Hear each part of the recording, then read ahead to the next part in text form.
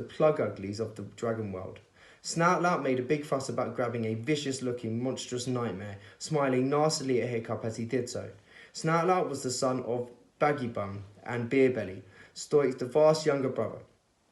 He was intending to get rid of Hiccup sometime in the future so that he, Snoutlout, would become chief of the Hairy Hooligan tribe, and a gruesome and terrifying chief, as Snoutlout meant to be, would need a properly awesome dragon.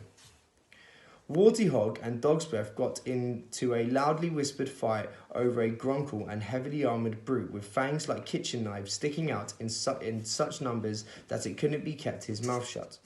Dog's Breath won, then managed to drop it as he was trying to bundle it into his basket.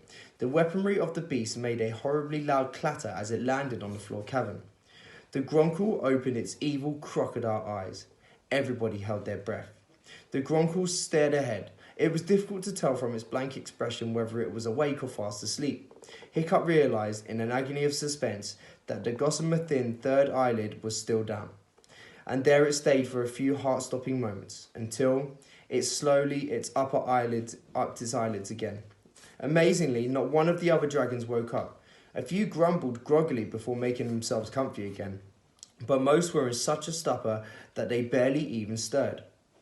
Hiccup let out his breath slowly. Maybe these dragons were so dead to the world that nothing would wake them.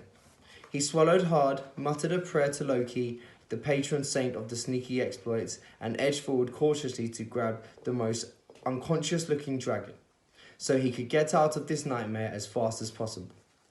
It is a little fact known that dragons grow colder the deeper they sleep. It is even possible for a dragon to go into a sleep coma in which they are icy cold, with no obvious pulse, or breath, or heartbeat.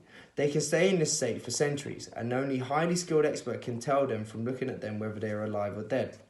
But a dragon who is awake or lightly sleeping is very warm indeed, like bread that has just come out of the oven. Hiccup found one that was about the right size and fairly cool to the touch, and manoeuvred it into his basket as quickly and as carefully as he could. It was a very basic brown, but at the moment Hiccup could not have cared less. Even though it was barely half grown, it was surprisingly heavy. "I did it, I did it, I did it," he chanted happily to himself. At least he wasn't going to be the only boy in the class who didn't have a dragon.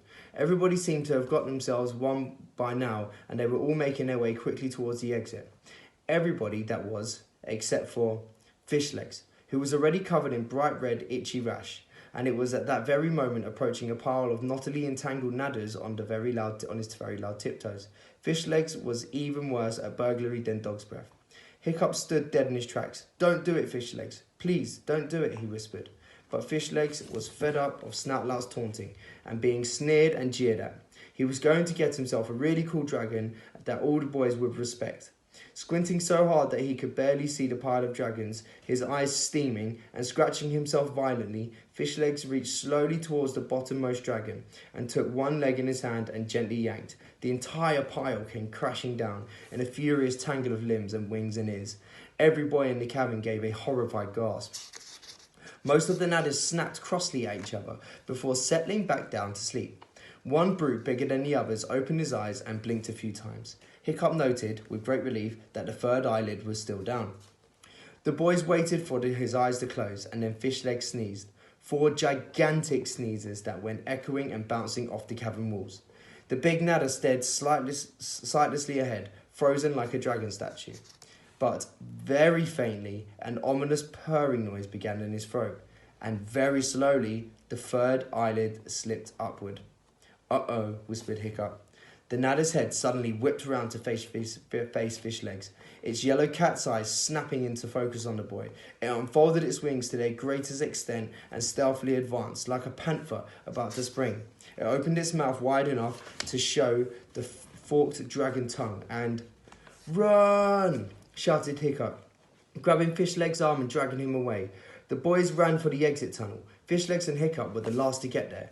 There was no time to pick up the torches, so they were running in the pitch dark. The basket with the basic brown dragon in it was bumping on Hiccup's back. They had 2 minutes start on the dragons because it took a while for the first dragon to wake everybody else up. But Hiccup could hear a furious roaring and flapping as the dragons started to pour into the tunnel after the boys. He ran a little faster. The dragons could move more quickly than the boys because they could see better in the dark. But they were held up when the tunnel got smaller because they had to fold their wings and squirm through. I haven't got a dragon, panted Fishlegs, a couple of paces behind Hiccup. That, said Hiccup, as he scrabbed frantically on his elbows through the last narrow bit, is the least of our problems. They're gaining on us. No dragon, repeated Fishlegs stubbornly. Oh, for fool's sake, snapped Hiccup. He thrust his basket into Fishlegs' arms and grabbed the empty one from Fishlegs' back. Have mine then. Wait here. And Hiccup turned and went back through the narrow bit even though the roaring was getting louder and closer by the second. What are you doing? Screamed Fishlegs, frantically dancing up and down on the spot. Hiccup came back through the hole again, precious moments later. Fishlegs grabbed hold of an arm to help him haul him through. They could hear a horrible snuffling as what sounded like the nose of a dragon entered the end of the hole. Hiccup bunged a rock and squealed indignantly. They turned a corner and suddenly they could see from outside the end of the final tunnel.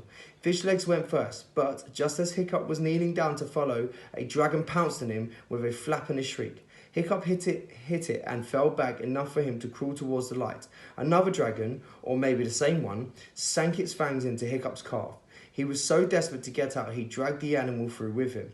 And soon as Hiccup's head and shoulders were through the light, there was Gobber.